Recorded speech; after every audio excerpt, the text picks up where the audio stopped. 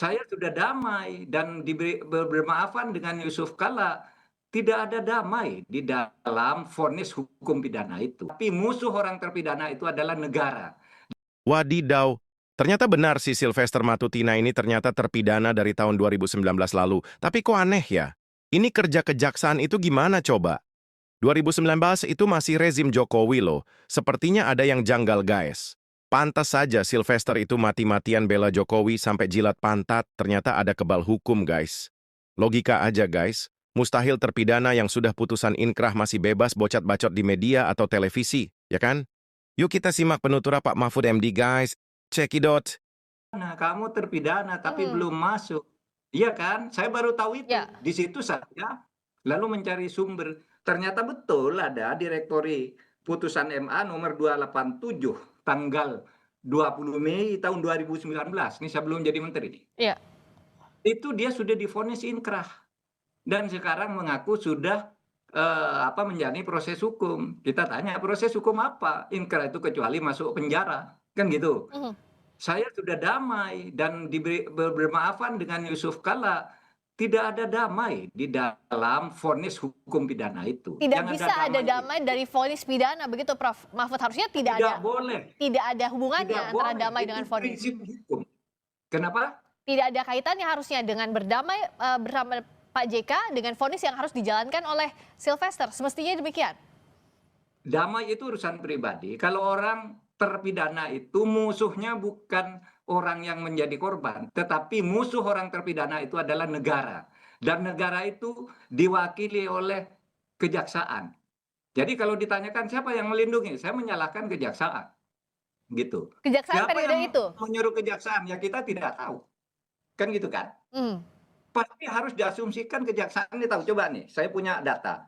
Di tahun 2025 saja, sejak bulan Februari sampai sekarang, orang ditangkap oleh kejaksaan karena menghindari hukuman. Satu Ramlan di Bogor, 17 Juni 2025 baru nih. Kemudian Rifae, 19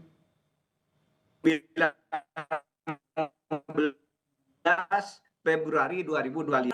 Asad Serang yang malah lari di Lanijaya, Papua, ditangkap tanggal 15 Mei. Masa ini yang riwa-riwi di depan hidung kita nggak ditangkap? Kan kejaksaan tuh punya tim tabur namanya. Tim tangkap buronan atau tim tangkap orang kabur. Ini yang nangkap orang-orang ini tadi. Nah, oleh sebab itu kejaksaan harus segera melakukan eksekusi atas ini. Ya sebenarnya harus dijemput, nggak usah dipanggil orang. Ini sudah 6 tahun gitu kan. Ya, Prof. Kalau Prof tadi yang mengatakan bahwa yang diduga melindungi adalah kejaksaan. Artinya siapa yang harus diperiksa terkait dengan tidak dieksekusinya Sylvester Matutina sejak dikenakan vonis 2019?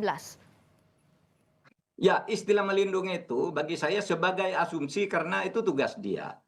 Bahwa dia kemudian dinyatakan lalai karena tidak tahu bahwa ada putusan MA itu tidak bisa jadi alasan.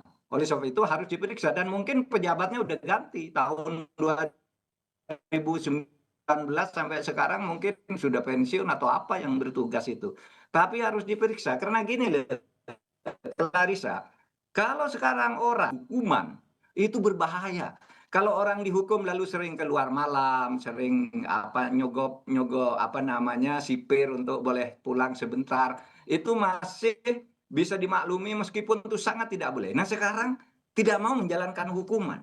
Itu kong kali kong dengan siapa? Itu harus diperiksa dengan benar-benar karena bahaya negara ini kalau orang sudah divonis lalu bisa berkeliaran dan jaksa tidak berbuat apa-apa.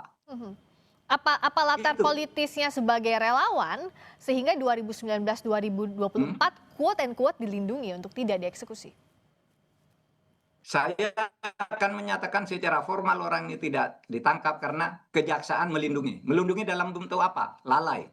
Kalau betul-betul melindungi secara sengaja, pasti ada yang menyuruh. Kemungkinannya ada atasan yang membacking, kemungkinannya suap. Apalagi coba? Nah, untuk Coba, apalagi? mengusut itu, Logika nih, logika umum. untuk Lah, kejaksaan dong harus bertanggung ya, jawab kepada publik. tadi Siapa Prof Mahfud dulu bilang kan kejaksaan yang harus sekarang bertanggung yang jawab. menangani? Mhm.